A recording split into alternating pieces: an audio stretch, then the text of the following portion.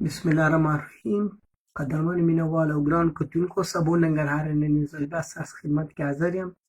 سلامونه او احترامات مې قبول کړئ.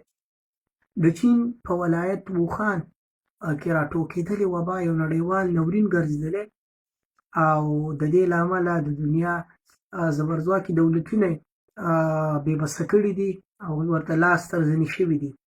دا چې د هر حکومت دا مسؤلیت وي څو د دې وبا د مخنیوي لپاره خپل ټول توان او قدرت وکاروي او د خپل اتباعو لپاره لازم تسهیلات چمتو کړي. همداراز څو مخ په ودې هېوادونو د دې وبا د مهار کولو لپاره خپل پلانونه نه دي سپمولي.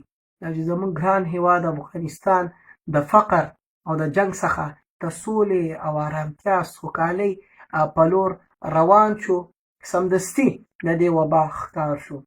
چې ورځ تر ورځې زموږ په ګران هېواد کې د کورونا د وبا مثبتې پیښې لګیا دي ثبتېږي. له نیکه مرغه چې زموږ په ګران هېواد کې موږ د ایثار او د قربانۍ غږونه اورو لګیا وي.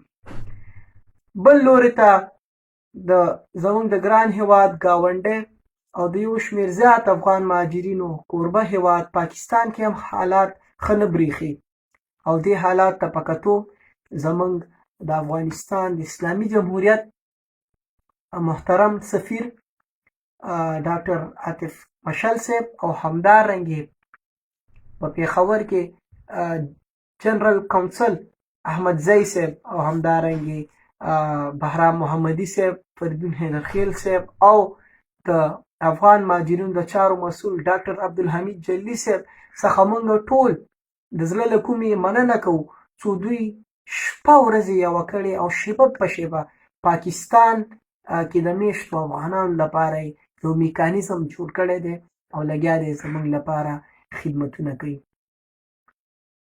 موږ افغانان به د دوی خدمتونه هیڅکله هیر نه کړو او همدارنګې د رب څخه د دوی د لا بریاو لپاره دعا کوو. ډېره مننه.